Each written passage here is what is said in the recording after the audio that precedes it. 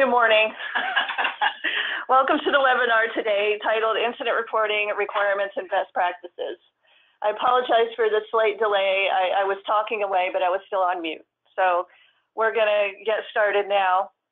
The webinar is going to be about 1 hour with a half hour at the end for questions. And everyone attending the webinar is automatically muted. Questions can be asked during the webinar, and you'll just need to type them in on your screen. So to send a question, you go to the question pane of the control panel, which should be on the right-hand side of your screen. Use the two drop-down menu and select either all, organizers only, or presenter only, or the name of a specific attendee. Then you enter the question in the provided field and click send, and the message will appear in the recipient's question pane. During today's webinar, we're only addressing questions relating to today's topic on incident reporting. Any other questions will be answered later if you direct them to the operator support hotline or the regional office. The operator support hotline number is 866-503-3926. And we have two handouts in the webinar today. Which are the PowerPoint and the incident reporting form. They're available in the options menu on your screen. If you go to the options menu, open the options menu and then click on the plus sign next to the word handouts, a box containing the handouts will appear and you can access them there. With me today, well, I'm Michelle Strouser, Director of Training for Bureau of Human Services Licensing, and along with me today is Dale Crow, who's the hotline manager, and Brett Swanger, who is one of the Central Region licensing supervisors. Dale received a couple questions already that he's going to address right now. One of the first housekeeping things is that, yes, you do get CEUs for this webinar. If you stay throughout, you will get 1.5 CEUs. You will not get an actual paper certificate. All you need to do is to log the webinar, the title, date, and so forth in your training log so that our licensing representatives, when they come out to do your annual inspection, they can check it out. We do keep an electronic log of the people that sign in and when they signed out. So it is based on the honor system, but that's all you need to do. Thank you and enjoy. You had a second question there, I think.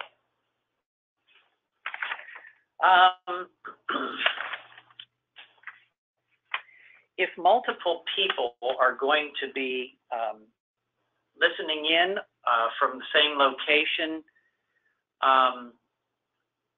only one person logs in. Yeah, I think the question is whether you can sit together on one, look at one screen, and it's fine to do that. Yeah, it doesn't have to be a separate registration. Right. But there will only be one logged in person. Right.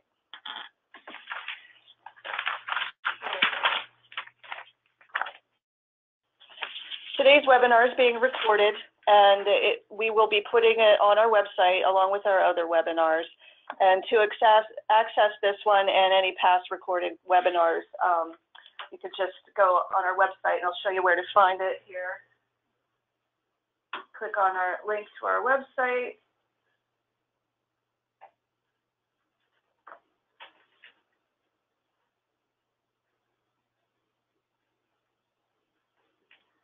It will be under General Information, which is here. This is the General Information section. And general training information. And the bottom bullet is for webinars. And then here we have all of our past webinars that we've done, that we recorded. And then today's webinar will also be placed in this section. It usually takes a week or two. Okay, and we'll be doing webinars about once a month from here on out until we run out of topics. I don't know if that'll ever happen. To find out a bit about any future webinars, you can join our listserv to receive the announcements, or keep an eye on the What's New section on our website. And I'm going to go back to that and show you where that is. Here's our main page. And the What's New section is right here. And as you can see, we did have an announcement for today's webinar. So if you keep an eye on this section and join the listserv and or both, you'll know about our webinars. And in order to join the listserv, the link is right here. And you just click on that and go in and follow the instructions to join by entering your email address. Okay.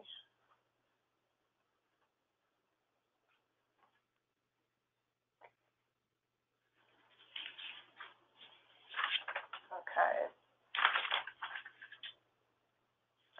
Our outline for today, what we're going to cover are which incidents and conditions are reportable, how and when to report the incidents and conditions, policies and procedures relating to the reportable incidents, incident investigation, quality management, which is how incidents relate to the quality management, and documentation to keep on file relating to incidents.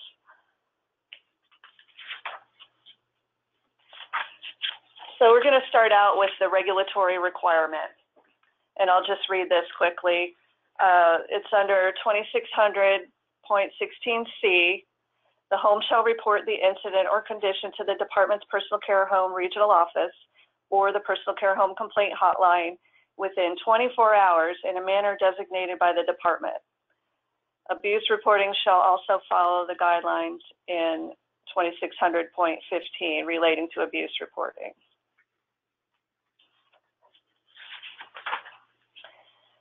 The next slide has, well, it's 3 slides, which has the 19 different reportables, and Dale's going to go over those quickly.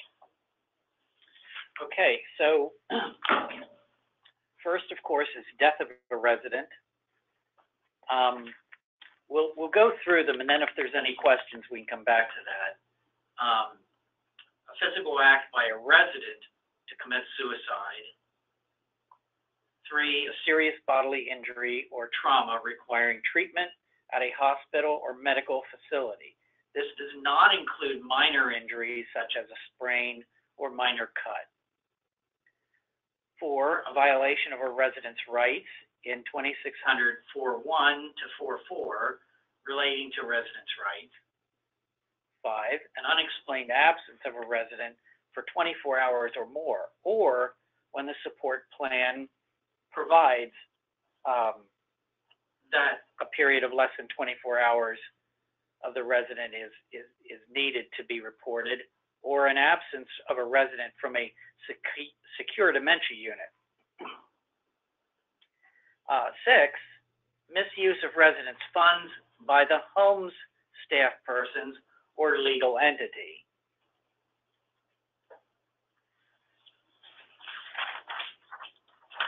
7, an outbreak of a serious communicable disease as defined in PA Code 27.2, relating to the specific identified reportable diseases, infections, and conditions, which is also in an appendix in the back of your RCG. Many times people ask, what is reportable in terms of an outbreak? An outbreak is defined as 2. Very simple. 2 or more is an outbreak. Number 8, food poisoning of residents. Number 9, a physical or sexual assault by or against a resident.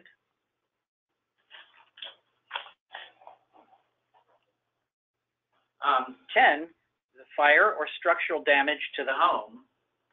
11, an incident requiring the services of an emergency management agency, fire department, or law enforcement agency, except for false alarms. 12, a complaint of resident abuse, suspected resident abuse, or a referral of a complaint of resident abuse to a local authority. 13, a prescription medication error as defined in 2600.15 0.188 related to medication errors. 14, an emergency in which the procedures under 2600.107 relating to emergency preparedness are implemented.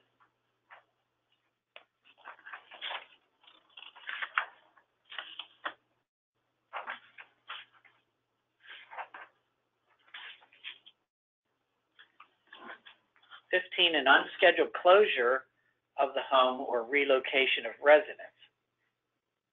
16, bankruptcy filed by the legal entity.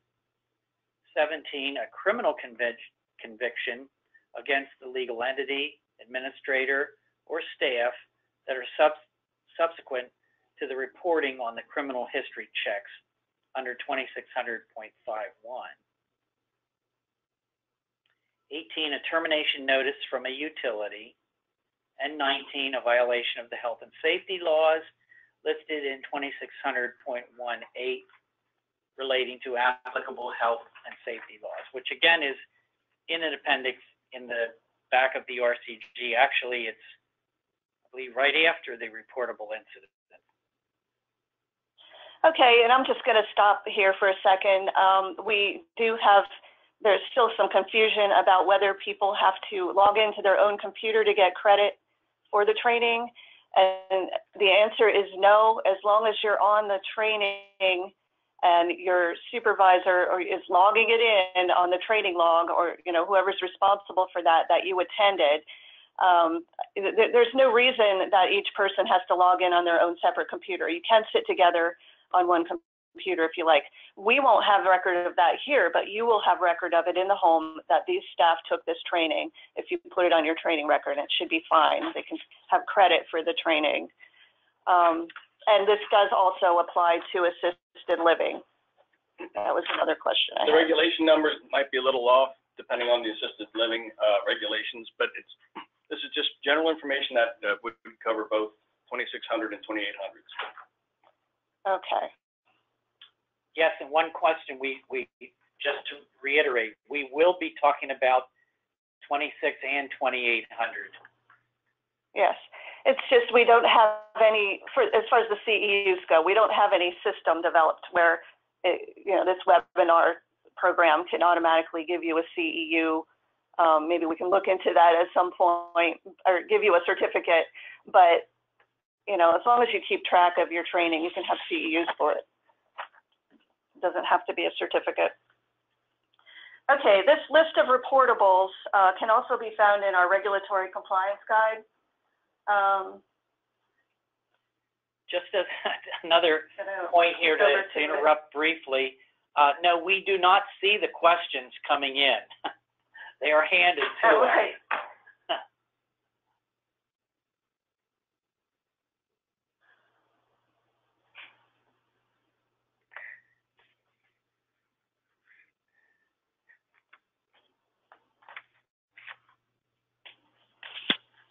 All right, we're going to go over to the RCG, which we can find on our website here. It's under personal care homes information. There's also the assisted living RCG over here in the assisted living section, which will have the same information. So it's under personal care homes, policy, regulations, and interpretation information. Regulatory compliance guide.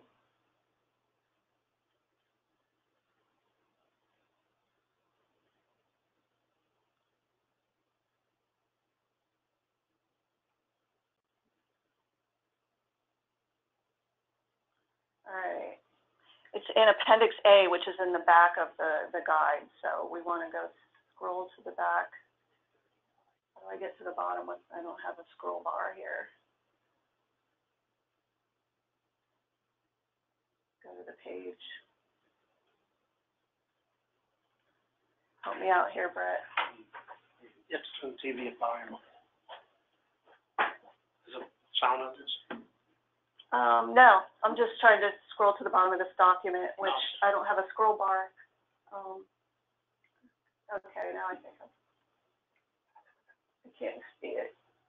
Sorry about my technical difficulties here. How do you get to the bottom? Let's see. Trying to get to the bottom of this document.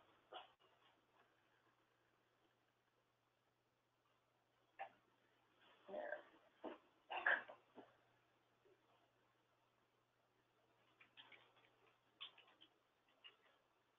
Appendix 3.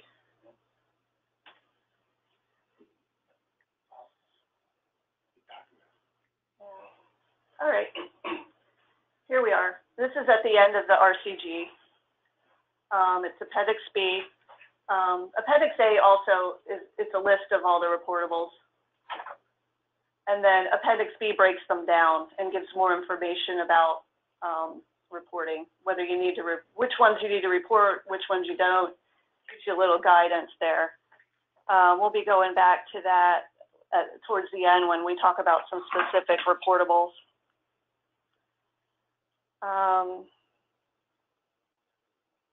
If you have an old copy of the regulatory compliance guide, this information isn't in there. Just make sure you have the new copy, which is on our website where I showed you. Now I'm going to turn this over to Brett. We're going to review the incident reporting form. So you can find this form on the department's website, just what we were in before. And go under general information and general forms. There's also a copy that is included with this webinar. We'll get that up for you. Okay, so we're going to the incident reporting form. Yep. On the website. So if you go to our website and you go to, excuse me, the general information, go to general forms. Right here. And click on that. And you'll see the second one down, incident reporting form for all programs. This form is also located under the personal care home forms and assisted living forms, so it's several places. You want to make sure that, I would say, you have a copy of this in with your policies so people can get to it right away, and it's readily available. So on the form on the top, you'll see it says type report, initial, final, or initial final. Please use those to check with whichever one you're sending. Next is the regulatory chapters. For our purposes today, mostly we're going to be covering the 2600s and the 2800s. That's personal care homes and assisted living. Self-explanatory form at the top. Name of legal entity, name of license setting, as it appears on the license. So that's the name of the home. Facility address, the license number, and the phone number. The date of the incident, so the time that the actual incident occurred, or time the incident occurred, or if it's an unknown time of the incident, specific time, the time that you became aware of the incident. Then regulation and number and type of incident that it pertains to. And that goes back to those 19 topics we covered previously. You want to put down the date the incident was reported to the department and time incident was reported to the department. If you're filling out this form after making a phone call to the department, because you've called it in, make sure you put the date incident reported was the time you called in and not the time that you're sending in to the report. Just to reiterate from before, all reports of incident reports have to be made to the department within 24 hours of the incident or learning of the incident. You want to put your resident information in, the names of the resident or residents that this pertains to, the dates of birth of the residents, and the people involved, staff people involved. If this was an abuse or something like that, or who was involved with that, if it was medication errors, things like that, the staff that you're related this to, and job title. Next part, description of the incident. And I just want to say this is very important. You want to provide as much detail as you can about the incident. And it's not a lot of space, so if you have to attach other pages, that's fine. If you're going to attach other pages, I would just put on there that see attached. So when it comes into the department, we know that there's multiple pages and we can refer to them, just so if, or if we didn't get them all, then we can contact you. You want to make make sure that as much detail that you can provide is on that form. You know, what happened, who was there, what occurred, what the report entails, and then also what you're going to do from there. You know, are you going to have an ongoing investigation? And that's an area for your follow-up. Are you going to do some initial training right away? Is this the, you know, if it's a final report, sometimes you still might have some training going on afterward, and you want to put that in there. Contact information, the name of the person completing the report, the title of that person, and telephone number. Again, to reiterate, the details are very important for many reasons. We want to know what's happening, and it helps us to evaluate our response time. Do we need to go out at all? Can we just do it by a phone call? It could save you some trouble just by providing all that information and allowing us to see it, that we see it's been handled. Also, if you have any supporting documentation that you have, witness statements, medical records, anything like that that you can provide, send that along too, so it helps us to evaluate.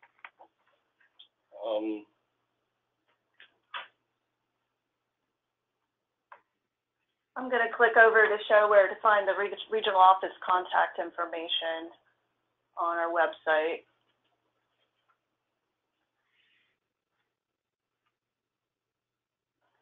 I don't want to click out of the source here.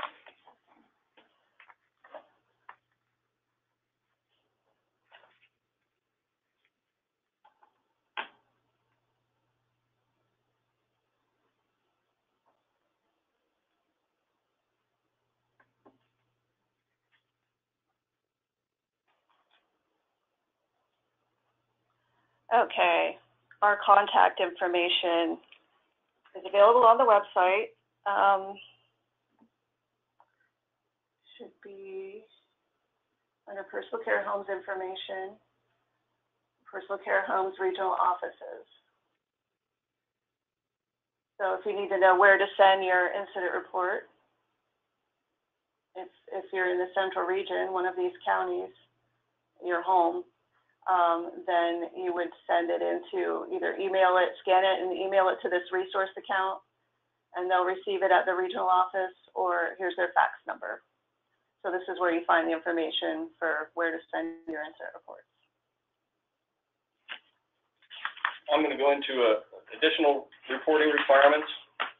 Can I just just to further clarify, the operator support hotline, which is me, Dale, is not where you send the reportable incident or call in. It is the complaint hotline for the regional office where you need to send your reportable incident. Okay, so we're just going to quick cover the additional reporting requirements. On top of the written report that you have to do, there's certain circumstances when that you're required to make a verbal report within 24 hours to the regional office or the complaint hotline. And that complaint hotline is on there, 1-877-401-8835. And you would have to make that phone call related to an unexpected death of a resident, unexplained absence of a resident for more than 24 hours, or any absence of a resident from a secured dementia care unit, a fire or structural damage to the home, making it uninhabitable overnight, an emergency in which the procedures under 2600.107 are implemented, an unscheduled closure of the home or relocation of the residents for any reason, and termination of water or electricity, or termination of heat for any resulting in temperatures in the area of the home falling below 70 degrees for more than 2 hours.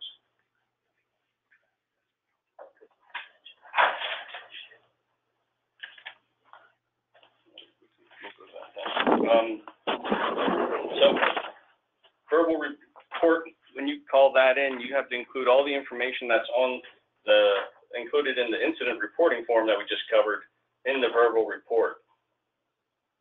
Again, I just want to reiterate that the calls are either made to your regional office or the complaint hotline, not the operator support hotline. And to go over the complaint hotline, it's covered by a regional supervisor on a rotating basis for a week. So it's one person covering it. So you might, when you call in, get a message because another call is being taken. It's important that you can leave a very detailed message regarding the report and provide all the information that you were going to explain verbally to that person. You know, make sure that you're providing all that and you provide your contact information so that if a follow-up call is needed, the person operating the complaint hotline can contact you back. But the more detail you give, it can provide that enough information that they don't have to call you back and they're not pulling you away from a situation that you're, involved in. So.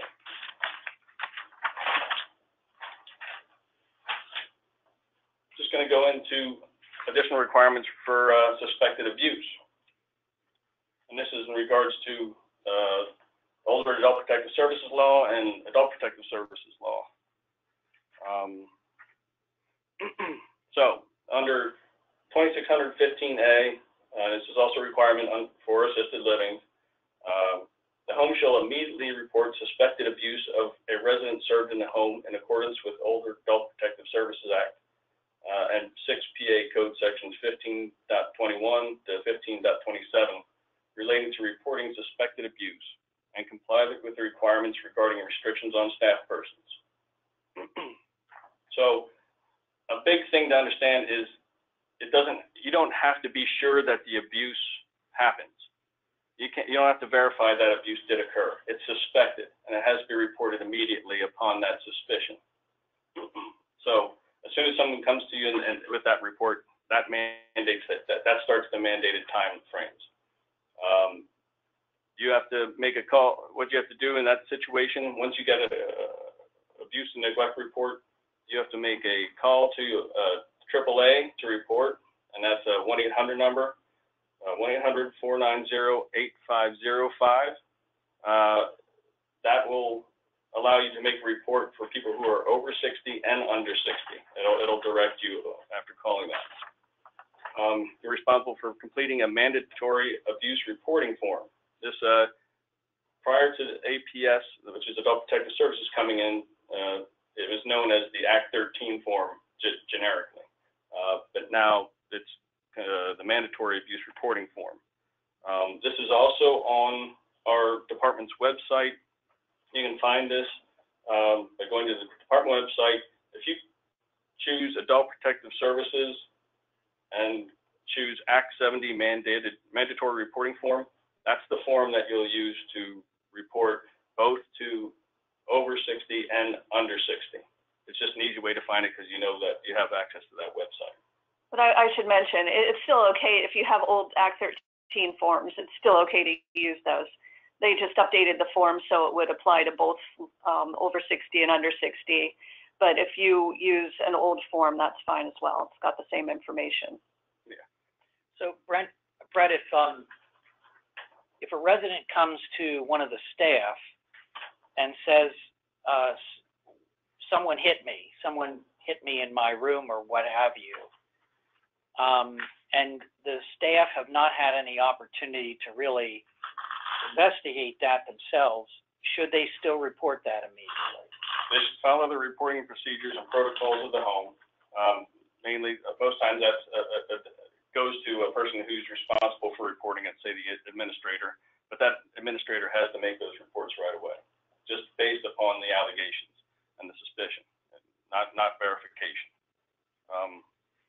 So I just wanted to, the form number for the mandatory reporting form is PA Form 1943, and you can also search online using that phrasing, and it will come up. Just another way for you to find it.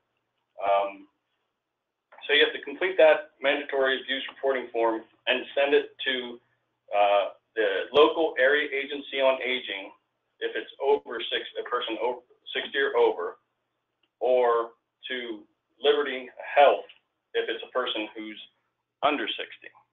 going to say that again. If they're over 60, you have to send it to your local area agency on aging.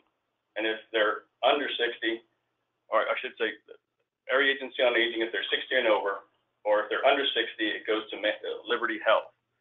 And you can fax that to Liberty Health at this following number.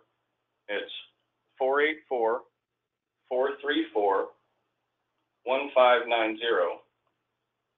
Or you can email the report to Liberty Healthcare at mandatoryron@libertyhealth.com. Again, that's fax is 484-434-1590, and email would be mandatoryron@libertyhealth.com. And those reports have to be sent to the AAA or Liberty Health within 48 hours of your reporting. Now, I'm sorry. I just want to mention, if anybody has any confusion about any of the Adult Protective Services reporting requirements, which Brett's talking about now for the under 60 individuals, there is a recorded webinar and a wealth of information on our website if you just go to the Adult Protective Services section on our website. Thank you. Now, in a situation where you have a serious physical injury, serious bodily injury, a sexual abuse, or a suspicious death, you're also mandated to contact the police, the local police agency, and also to call the Pennsylvania Department of Aging. And that's regardless of the person's age. You can contact the Pennsylvania Department of Aging at 717-265-7887 to make your oral report. And also you send, of course, the incident report to the DHS, the department, within 24 hours. Again, as was said, if there's any questions, just send those in, or you can look at the webinar regarding that. But just understand that if it's one of those four serious injury, four criteria: the physical injury, serious bodily injury, sexual abuse, or suspicious death, you have to call the police, Pennsylvania Department of Aging, the Department of Human Services, of course, to let us know, and you have to make the mandatory reporting and report to the local area agency on aging at the 1-800 number that's above. So just wanted to make sure you understand that. Next, we're going to go into the final reports. Under 2616D, the home shall submit a final report on a form prescribed by the department to the department's personal care home, regional office, immediately following the conclusion of an investigation. The best way to do this, and at least what I think, is use that same form that you used for the initial report, because it has all the information, and make sure you mark on there and use that it's a final report and that it's an understanding it's a final report. Then say somewhere on it, see attached, and attach your summary of your final report to it. It makes it easier for you than, instead of having to rewrite everything and resubmit everything, or just use that same form that you created from the initial. There are going to be times when a final isn't needed, and it can be the initial and final, and just mark that appropriately on the top of your incident report form. Also with that is 2616E. If the home's final report validates the occurrence of the alleged incident or condition, the affected resident and other residents who could potentially be harmed, or his designated person, shall also be informed immediately following the conclusion of the investigation. Just give an easy example of that. Say there was a med error where you found meds were originally a med error for one person, but you found out during your investigation that actually meds were switched and it affected two people. Well, you're responsible to call that other party too, and make notification to that other party that what happened. If you're going to send a hard copy report or anything like that that's been requested to someone, make sure that any identifying information of another resident is redacted from that form. You can't get, it could be a HIPAA violation or something like that regarding the medication administration or something like that we were just talking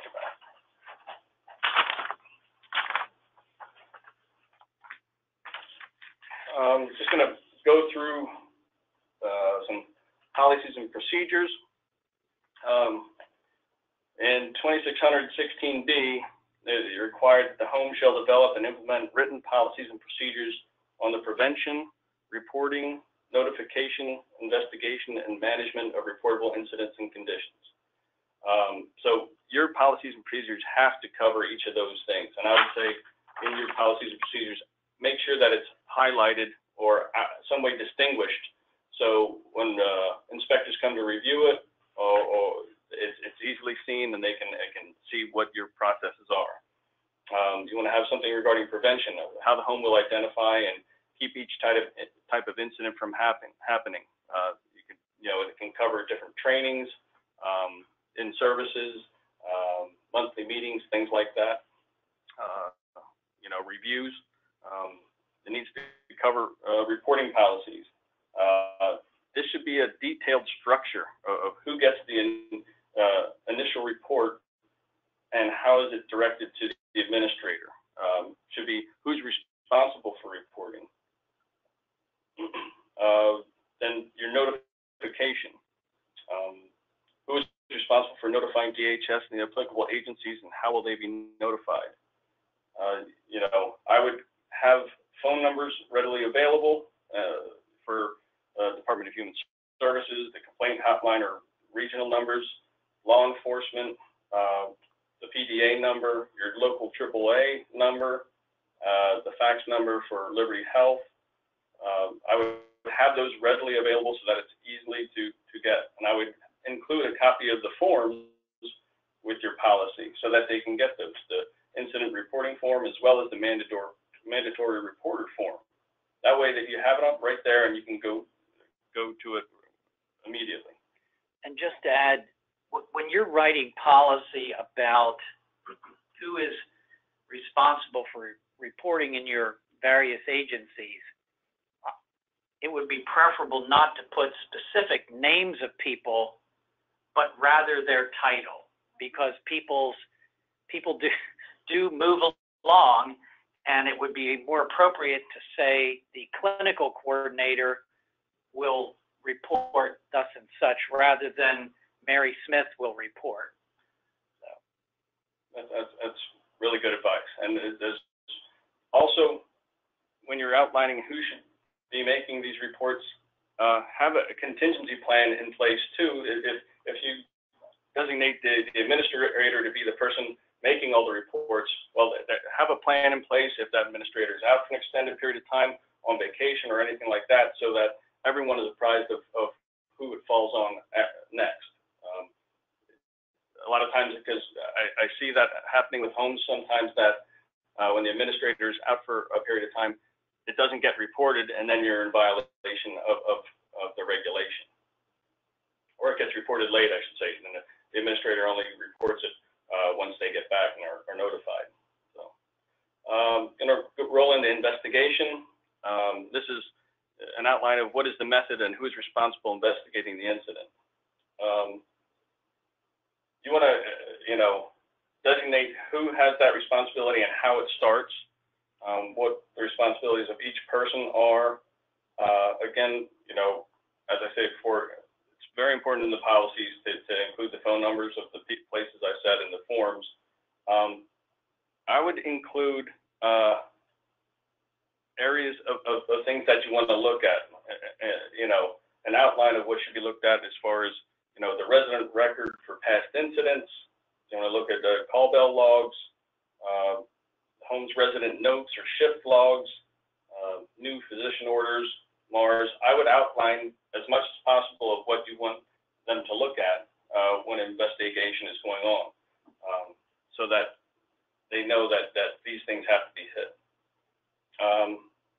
Now, when you start the investigation, the first thing I would do is create an investigation plan. It doesn't have to be anything formal or anything like that, but it should be specific to the incident that's been reported to you. It should be, you should be able to identify some of those things and follow that along through your investigation. Again, I said it's going to be specific to whatever reportable incident you have, but it helps you follow along. And I would have, if someone else is doing the investigation I would have them do it. Whoever's going to be doing that, create a plan. I can't say this enough. I think too often that homes don't investigate thoroughly to identify if a problem existed. Big one is falls, and I'm going to do a scenario regarding a fall and just take you through the comprehensive scenario to outline that. Also, I wanted to explain that if that's an abuse report that you make, you also have protocols for that the person who is identified as the perpetrator or perpetrators, you have to suspend them immediately, or you must put them on a plan of supervision that's approved by the department. So I just want to make sure that you're aware that you have to, that is a procedure that the department puts in place. Once incidents are completed, there is the management of them, and that is how the incident will be recorded and stored, and how will trends be tracked. Storage, a copy has to be kept in the resident file according to 2600.252. Now, a copy should be kept in the file of each resident it pertains to or involved. If you have an incident report that has multiple residents, for instance, resident-to-resident abuse, where they got into a fight for some reason, a copy of that report should be put and kept in each file. I would also recommend that you keep a copy in place in a general file so that as part of your quality management review, you can review the incidents that have occurred since your last quality management review.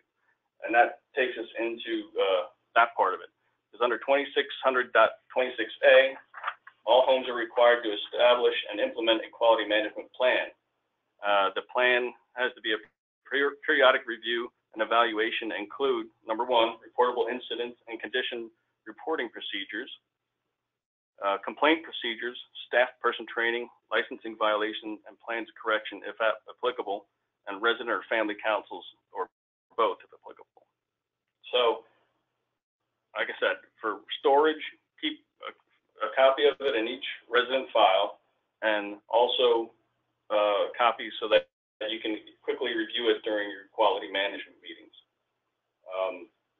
And now I have a brief scenario that I just want to run through. I'll try and make it brief. This is something that could definitely come through an incident report. So an aide reports that a 70-year-old resident is found at 7:15 a.m. during rounds lying on the floor next to her bed unconscious. The resident is immediately sent out to the hospital. So what you're going to do is take that information and send an incident report to the department. You're going to start an investigation into it. So you're going to create an investigation plan.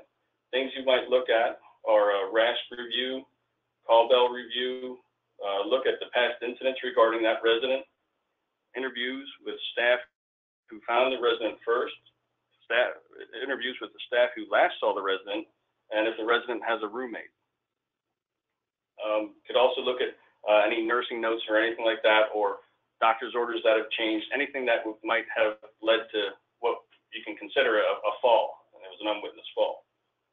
So you have your investigation plan, you start your investigation, you look at your past incidents, and see that the person has a history of past falls, but this has improved recently, hasn't been any for a short period of time because you put in place some checks. Look at the person's RASP, and you recently updated that because this resident was put on a 2-hour toileting schedule. Now, based on that, you'd probably want to look at a toileting log and add that to your plan. Your investigation plan should be able to, it's not, once you write that initially, it doesn't stop. You can add to it or anything like that, but it should be something so you can double check you've covered your bases. So you look at the toileting log, it looks okay. You see that overnight checks were performed, and they were performed by staff member Mary, last time being at 5 a.m. You take a look at the call bell log. You see at 5:45 a.m., Mary responded to a call bell from this resident, and it says assisted with no problem. You can call and interview Mary over the phone, She says, no, she assisted the person. There was no problems. She was okay when she put her back into bed. Interview with the roommate. There's a curtain that separates the two residents for a little bit of privacy while they're sleeping. The roommate said that she heard Mary with the resident during the morning. It woke her up and she heard the resident say, ow, you're hurting me. And then she heard a bump. The roommate went back to sleep because she said she didn't want to get involved and annoy Mary. So right there, you have a little bit of red flag. You interview with another third shift aide based on that. The aide said she was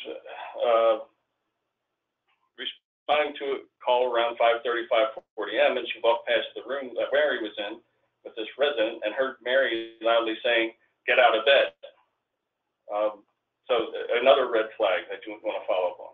Make a follow-up call to the hospital. The resident is now conscious, found to have a wrist fracture, and they're keeping her for observation. But the resident told the staff of the hospital that she was dropped while the staff was getting her out of bed. So now you've gone into a suspicion. You have three things, and you've gone into the suspicion of possible abuse. Now this changes your investigation requirements. So you need to report this to, you have a serious injury or resulted in a fracture. So you need to report this to PDA, the hotline number, AAA hotline number, which is 1-800-490-8505. You have to contact law enforcement, and you have to update your initial incident report to DHS to alert us of the new allegations or suspicion of abuse, and send all your written reports that we talked about, and then initiate your supervision plan, which is either suspension or supervised supervision of the alleged perpetrator.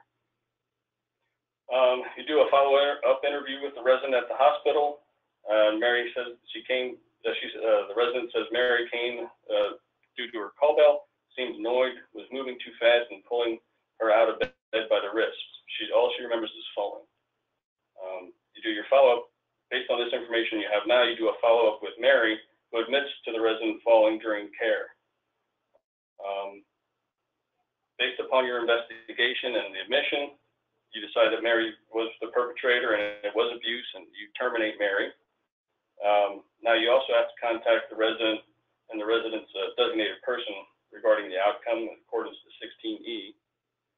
You have to make a final report to our department, which includes a summary of what your investigation was, any witness statements that you had, anything like that, and what is going to be done to address this now. So you'd let us know that Mary was terminated. You let us know that you have retraining of staff because things weren't reported as they should when one staff member heard possible abuse going on. And I would say you could have something like a resident meeting to describe any problems that are having with any aides or anything like that, just in case other things happen regarding Mary and other residents that need to be investigated. Then you file those away in the resident file and keep a copy for your review at quality management.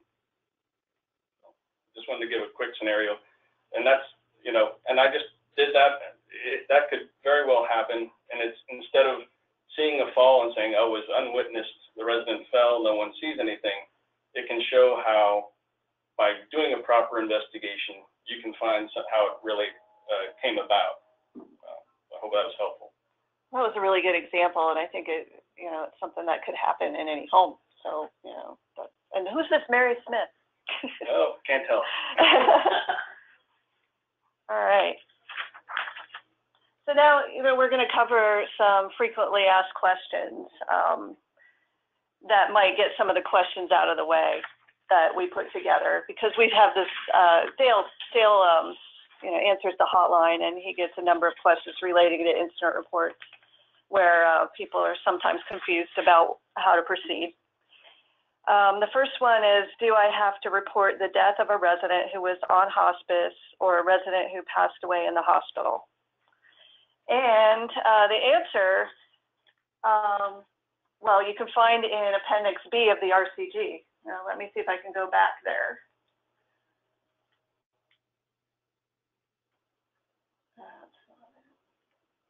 Okay, here's Appendix B of the RCG.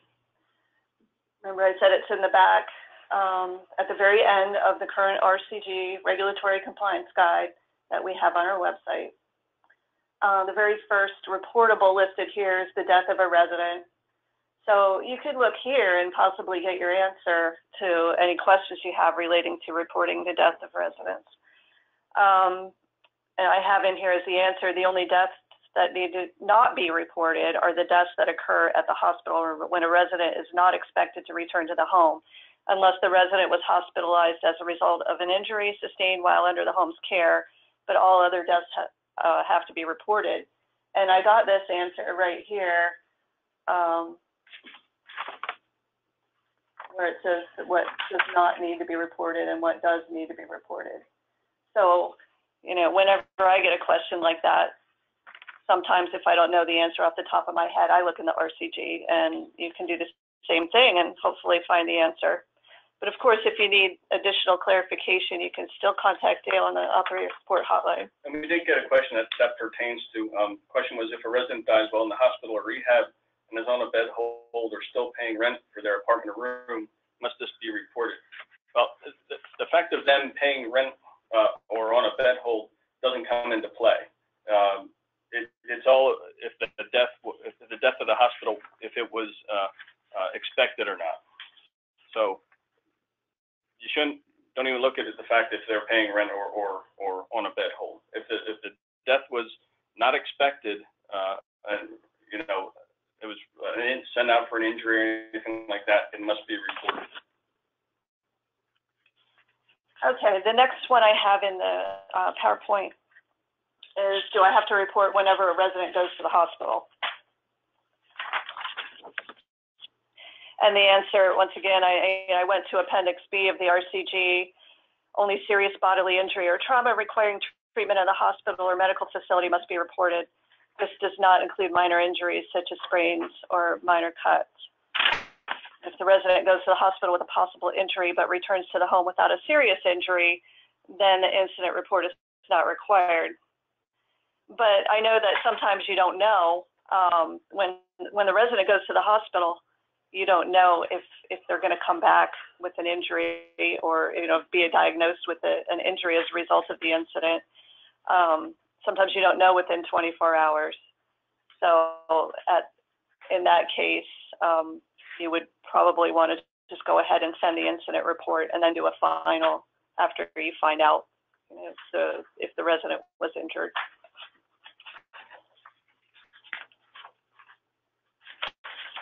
And the next one I have here is which infectious disease outbreaks must be reported. That answer is also in both the appendices B and D of the RCG. Any event where 2 or more persons present in the home have been diagnosed with any of the diseases listed in the Appendix D of the RCG must be reported. Appendix B is the list of incidents with the explanations, reporting requirements, and D has a list of the actual infectious diseases that need to be reported.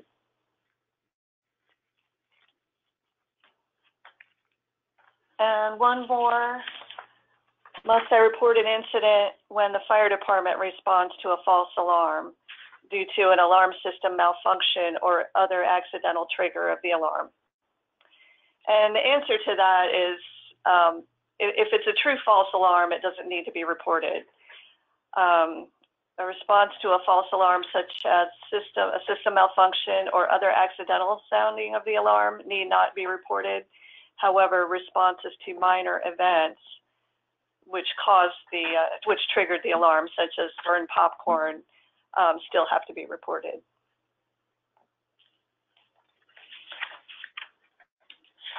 All right, now we're going to cover the questions. Yeah, it's going to take a couple that I've been reviewing. Question is asking if we can expand on the reportable incident 2616. So that's your reportable incident A, and number 17. So I'll read that off. Number 17 is you have to report an incident if there's a criminal conviction against the legal entity, administrator, or staff that are subsequent to the reporting on the criminal history checks under 2600-15-1 relating to criminal history checks. So everyone knows that for new staff, there has to be a criminal history check completed, and if it's identified that there are some past violations, past criminal history, it'll explain what those criminal activity or what they were. So in this situation, it says if there's a conviction against someone, it has to be reported. It doesn't mean that it just means subsequent to that check. It doesn't mean that it has to tie into those specific violations from before. It's just as any criminal conviction against someone after that check is performed. I'm hoping that, hope people understand better because of that, but and it could be the legal entity, of course, and the administrator and staff. Now, the legal entity isn't going to have the 2600.51 background check done, but the administrator and staff, it'll apply to that. But any conviction will be against the legal entity will need to be reported. Then I have another question. It says, when we do a reportable initial and final report, and on the final report, the individual in the incident has an injury that they will need to go to a short-term rehab for. Once they return to the neighborhood, do we need another final report that they have returned the steps that happened from the time of the incident until their return? If you submit your final and they're going to the rehab, that should be sufficient, unless more things come to light after your final report that would be part of the initial investigation, but only came after. If that happens, then I would say your investigation is reopened, and then you would want to send a final report. But just because that they went to a rehab and they're coming back to your home, no, you don't have to submit another final.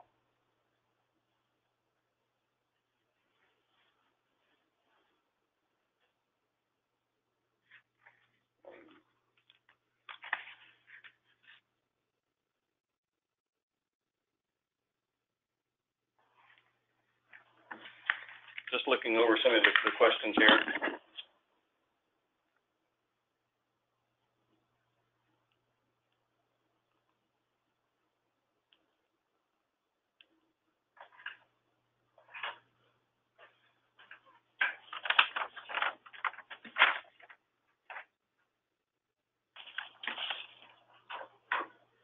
Okay, I'll just cover some. Can anyone be an investigator? And the answer to that is yes, as long as the home, whoever's in charge of ensuring the investigation occurs, agrees that this person is trained to do the investigation. There's no requirement for any kind of special training on our end for that, or certified investigator training or anything. It's just if the home is comfortable with the person doing the investigation, that should be fine.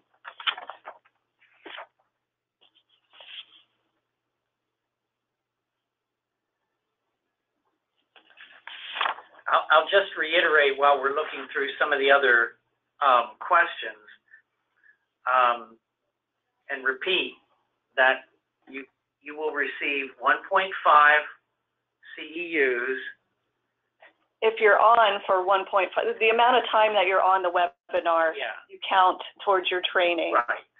So the entire time would be 1.5 hours, and that is, if you're on the entire time, you would be able to record 1.5 CEUs. But you will not get a paper certificate for this. Just simply log it as you would other trainings in your training log. Okay, and I'll read another question. Can you please clarify the additional reporting requirements? If the home has completed a faxed report to the department, I'm assuming, that's the incident report form, is a phone call required? And for example, unexpected death. And the answer to that is it is required under certain circumstances. And we have a slide on that. Let me find that slide. You know what page that was, Brett? Oh, here it is. Well, no, it's this There. one. Okay. Here's on the screen is a list of the incidents and conditions that you must also call the department to report within 24 hours in addition to sending the incident report. So it's unexpected death of a resident, unexplained absence of a resident for more than 24 hours, or any absence of a resident from a secure dementia care unit, fire or structural damage to the home, making it uninhabitable overnight, an emergency in which the procedures under 107 are implemented, an unscheduled closure of the home or relocation of the residents for any reason, and termination of water or electricity or termination of heat for any reason resulting in temperatures in any area of the home falling below 70 degrees for more than 2 hours. So those are the incidents and conditions that require an additional phone call to the department.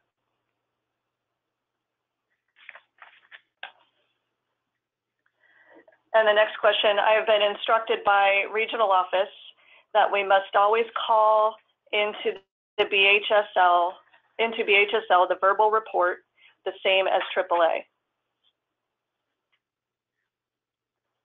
If it's one of these required. If it's one of these additional reporting requirements, then you need to. If you're, I'm guessing to the AAA, you're talking about abuse. There's no, if you've been told that as a policy of your home, then you'd want to follow that. There's no violation for over-reporting. So if you're going to report that verbally and then follow up with an incident report, that's fine. It's not required under additional reporting requirements, but I think it's not a bad thing to do. And there was a question that when there is an allegation of abuse, someone had called or reported that their AAA was suggesting that if they don't have reasonable suspicion to believe that it is can be substantiated, that they did not need to report it to AAA. I think that's somewhat shaky ground, and my belief as we're talking about this is that you should report it. If your AAA says we didn't need to hear this, that's up to them to say that. But an allegation, sometimes we know that they can be substantiated later, and it may at first not seem to be a substantiated abuse. As Brett said, I would rather report it than not report it. Yeah, I think that's a good distinction. You know, don't base your reporting requirements on what another agency is determining. So if the AAA says, oh, well, we don't need that, or that's a no need for us, they're making that determination when you call. You're still required because you have the suspicion to report it. That absolves you and makes you compliant within the regulation, as well as all the other reporting requirements. If law enforcement feels that they don't need to go out or anything like that, that's their determination. Like I said, you just follow your protocols and what you're responsible to do, and if you have suspicion, you contact them. Yeah, sometimes I've gotten calls where people will say, well, this person always says that someone's hitting them or abusing them, and we know that Mary sometimes makes these stories up or what have you. Well, perhaps 19 out of 20 times that could be accurate, but it would be that 20th one that perhaps something did happen, and we would rather not have you miss that. And I've got a similar question here, which I'm going to read regarding 15A, reporting of suspected abuse. I recently attended a webinar by Aging and Adult Protective Services on reporting of resident abuse and neglect, in which they stated very clearly that only allegations with reasonable suspicion need to be reported to aging. If the home does not have reasonable suspicion, it does not need to be reported. However, last year during a BHSL training meeting, a BHSL representative stated that all allegations, even those we believe completely unlikely to have occurred, are to be reported to BHSL and aging. Please clarify. So, you know, I think you know, our regulations. Say if you have a suspicion, I mean. Yeah, it's, you know, and then where are you going to draw the line on whether you believe them or not? I don't know. I think we like to err on the side of caution. Yeah, I think that's the way to best protect yourself, your home, and your residents. You err on the side of caution, and if there's suspicion or anything like that, you report that. I think that's the best rule to go by.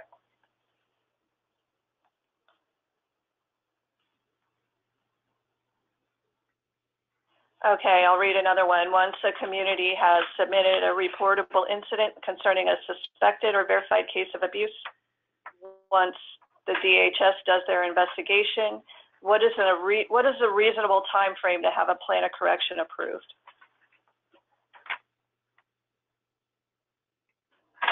I think it really depends on the incident. Yeah. And how good the plan of correction is as far as covering everything. Yeah, and you should be working with your regional supervisor and regional office to discuss that. It really it's dependent upon the circumstances regarding that incident of abuse, how detailed the plan had to be, and discussions you've had with the regional office to create an acceptable plan. I don't know that there's actually a certain, I can give you a specific time frame because there are other circumstances that go into that. Yeah, and I know our regional staff are working hard to try to make sure all of that is done quickly. But I think there might be cases where they're more complicated investigations, and we might be waiting for information, or we might be going back and forth with the provider on developing the plan of correction. So it really all depends. And regarding death certificates, in the past at this facility, it was practice to send all death certificates. Once one was missed, and at the time, DPW called and insisted all death certificates be sent. Can you clarify? There is, again, if we refer back to Appendix B, yeah, of the RCG, and that's the 2013 version. There's information here about under which circumstances is the death certificate required. If it was unexpected death or unusual, not the result of advanced stage or terminal illness, or the cause of death was not immediately known and at the department's request. So if somebody passes away and it was expected, and say they were on hospice, then there's no requirement for the death certificate. So when the licensing rep says that to you, we need all death certificates no matter what. They should know that this information is in the RCG, but it might be, where you can show them, hey, look, I know I'm not required to send that in because it says it right here. And that would be their error then. And I got another question here, and it pertains to number 3 on Appendix B. Yeah, scroll down to that. If resident is sent to the ER for evaluation from a fall and there is no injury noted, but yet at the ER testing was done to determine if there was an injury and testing was negative, does this incident need to be reported, showing that testing was done and were negative for injury? If you look at number 3, at the other information side, that kind of relates directly to this. If a resident is transported to a hospital or medical facility as a precautionary measure, say after a fall where no injuries have been identified, and the resident is returned to the home without treatment within 24 hours of the event that triggered the hospital visit, an incident report does not need to be submitted. So I'm just saying that, because there's no injury, I wouldn't consider testing alone that's more of the precautionary part. It's not, I wouldn't call that treatment. So you wouldn't have to report that.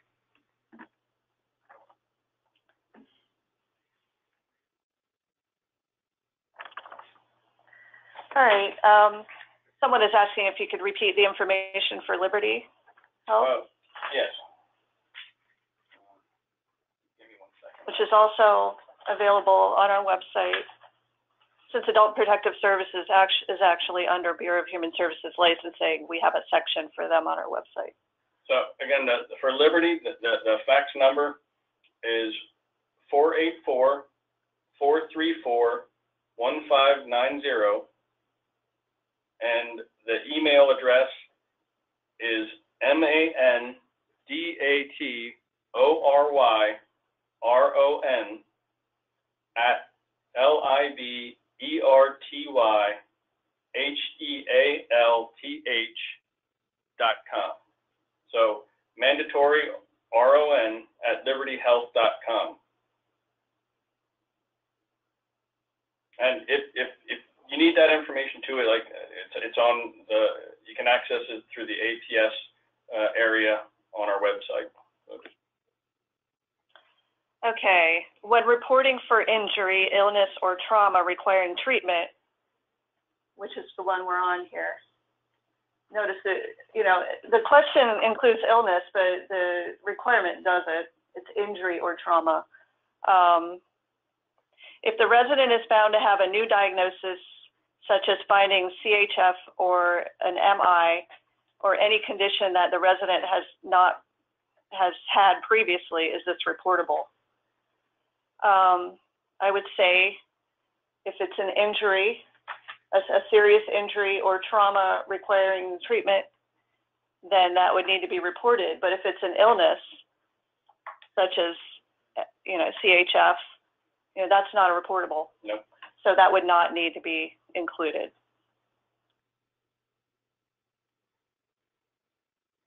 Okay. I have another one here. This is a good one that comes up often. If there is a physical altercation between two residents with dementia where there is no serious injury, maybe a scratch or minor skin tear or bruise, is this required to be reported? And an Act 13 completed. If the physical altercation between two residents with dementia without a serious injury, if you look on to number 9 in Appendix B,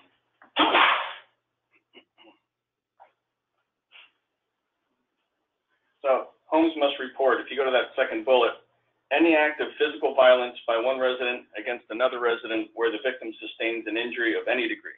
So if there was, it's not a serious injury, but if there was a minor skin tear or bruise, then that does have to be reported. You do not have to report if there is no injuries at all. Now, the requirement to do a mandated reporting for like in this person, they said Act 13 or to APS, which is the mandatory reporting. It's only if you suspect that abuse occurred. Again, it comes back to the suspicion of abuse. If there was no injury and you felt that it wasn't abuse in nature, then that doesn't have to be reported to the AAA and or APS, depending on the resident's ages. So the requirement for the reporting for that mandated reporting is if the suspicion of abuse or neglect occurs. That's the big thing. Okay, if an individual goes to an urgent care due to what is perceived as a minor injury, however, it can't be treated at the urgent care, and the individual is required to go to the hospital, how should this be reported? I'm sorry, I didn't catch all of it. If they go to urgent care and because they think they have a minor injury, but it turns out to be something that can't be treated there, and they have to go to the hospital for treatment, how does that get reported? If they're going for an injury and for a treatment at a hospital and they receive treatment due to that, then yes, that is reported. Again, it's not. But if it's something medically related, like earlier we used to CHF or something like that, that's not an injury or anything like that. Only if it's a sustained injury. I think the question had to do with how to report that, and I think maybe just maybe the final one could include the information unless there was no report initially because it was perceived to be a minor injury. I guess, if you didn't file the incident report and then you found out later that it's more serious and they had to go to the hospital for treatment, well, that's when you would do the incident report, but it might be considered late, you know. And again, that's where adding as much detail as possible, we did, you know, what we said is so important.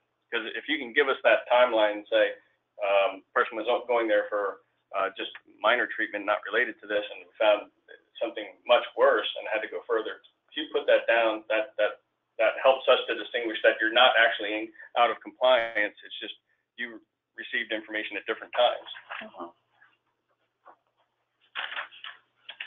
Okay, if you report an outbreak such as influenza, do you continue to file a report with any further confirmed cases, or do they fall under the original outbreak that was already reported? If you keep getting more cases of the flu after your incident report. That sounds like one. I mean, it would be initial. It's the initial report, and you won't have to keep reporting each incident of flu that a person gets. What I would say in that circumstance, if you're seeing if you reported it as an influenza outbreak because there was initially 2 people that had it, but you're seeing it become prevalent throughout the home, I would keep there's nothing that says that you can't talk to the regional office in between the initial and final report. You can keep them apprised, and I think most of the regional offices, not all, would say, you know, keep us apprised of that so that we can identify if it's, you know, a bigger problem and that the proper protocols are being put in place. So in that instance, I would say it's not necessary that you have to do a new incident report for each new person diagnosed, but I would say that it'd be to your best interest to keep the regional office apprised of that. Okay, and we do not have a secure dementia unit, but we do have dementia residents. If one does elope and is out of our site, we treat that as an elopement. We do not use the 24-hour absence rule. Is this correct? I'm going to scroll to that in the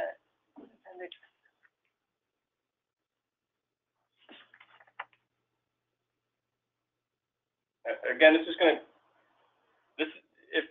I would hope, and it should be noted in that person's RASP of what their supervision needs are. And if they're identified as an elopement risk in the RASP, then you don't have to wait the 24 hours for that incident report. If they get out, if they're identified as an elopement risk and you're under their supervision, and they get out and it's considered the same look at it the same way as an SDU, that you have to report that because there's an absence where they're out of your site. So yes, if it's identified in their RASP that they have an elopement risk or you've identified that risk, then yes, you're doing a good job and you need to report that. Okay. In accordance with 252, is it required to keep a record of incident report? It is required to keep a record of the incident report. However, does this pose an issue if an individual would like to request a copy of their record? Is it allowable for the incidents to be kept in a separate binder by the person that is available to the department for review? I guess they're asking as if, I don't understand the question. It needs to be part of the resident's file. So in a situation where someone would want to review that information, and if there would be sensitive information pertaining to other residents, you can redact that information, meaning you can just black out that information from that's not pertaining to the actual resident whose file you have. If you have Mary's file and it has, because that's her file and there's an incident, but it also lists John because there's medication administration problems. Like I said, in her file and her incident report, you would redact John's information so that that's not available upon review. I hope that makes sense. Right. Any incident report pertaining to a resident should be in their record, and it should be available for their review. But any information about other residents that's private should be redacted from that. Next question. We had been told that a report needed to be done when somebody was sent to the hospital with a suspected injury, even if they return with no injury noted. Are you saying now we only need to report if an injury is confirmed? I think that just goes with the, I mean, the only serious injury that has to be reported, but sometimes you don't know within 24 hours if there's going to be an injury. So, you know, it might be recommended that if it's suspected there could be a serious injury, that you send the incident report, but it might turn out that there was no injury. But just because a person was sent to the hospital, that doesn't mean that treatment was provided. Right. It doesn't mean a reportable incident form is required to be sent in. And that's one of those where if it turns out the person did not have an injury, well, there would have been no incident report required. But sometimes you don't know, and then they come back with a serious injury and your report's late. So, you know, that's one where, you know, it's really, hindsight is 20/20. You look back and you see there was no injury. Well, then no incident report was required and there wouldn't be a violation. But if there was a serious injury, then the incident report was required. Here I have a question that says, we had a personal care home where a resident choked during mealtime due to lodged food in the person's esophagus. Resident was transported to the local ER and hospitalized for an extended stay, 7 to 10 days, and diagnosed with aspiration. The home did not report this because they stated this was not trauma. Well, I think the fact that the requirement being the person was hospitalized due to an event at the home and that required treatment, that is reportable. The reporting requirement does not list that trauma is the only thing that has to occur. It's based upon, in that situation, that resident had a choking episode at the home, resident went to the hospital, received treatment. That in itself is reportable. I have a question here. It says, seems to me these incidents are only covering medical institutions. What about the non-medical home health care services? I think, you know, this webinar relates to personal care homes and assisted living and not home health, if there's any confusion about that. So, you know, we aren't aware of what the requirements are for home health care. So I just wanted to make sure I mentioned that. A resident is admitted for a PNA, then returns to the facility, then in a week has to return to the ER and is admitted again. PNA. Let me see. Sorry, I just want to. If that's a result of an injury, I'm not sure what PNA stands for. I'm sorry. I'm not a medical expert. Yeah, when you were asking questions, if you can not use acronyms, we're not always sure that we understand what the acronym is. If that's an injury, if it's an illness, you know, it's not reported, but, you know, here we're showing our ignorance about medical terminology. But if somebody goes to the hospital with an injury sustained, and then has to return to the hospital again, I think maybe do we have to do it? We do an initial and a final if you've already finalized the report. If there's another incident or something worsening in a situation, again, I'll go back to that. There's nothing that prohibits you from sending another report in just as a follow-up because you've received more information regarding that incident. You know, that nothing prohibits you from doing that, and I think that's a good thing. Okay, next question. Will we be able to have copies of the PowerPoint for quick reference? The PowerPoint is attached to the webinar if you can access it there. If you need us to send it to you, we can do that. We can email it to you.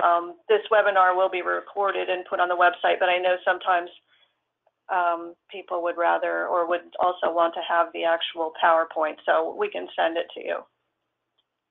And just one more question. We do, and I apologize, but we're not going to be able to get to all the questions just because time's not going to allow us. I thank everyone for sending them in.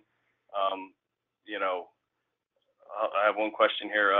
Once a home submits an incident report, what is the time frame it can expect communication from the department if there's additional information or clarification required by the home? The incident reports are reviewed every day except the weekends, then it would be reviewed on Monday. So if additional information is needed, I would definitely say that you're going to be, if it's very concerning, we're going to be contacting you really quick. I would say within days, if not that same day, to receive that additional information. I think we should cover this one because it goes back to something that I had talked about.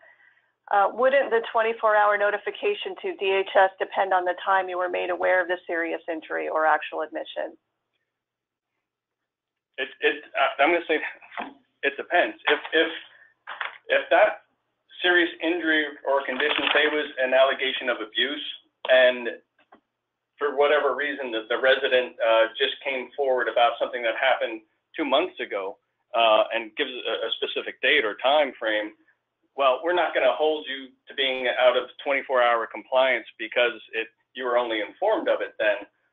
We're going to look at when you were notified in an instance like that, and that you had a proper reporting from that time that you were notified.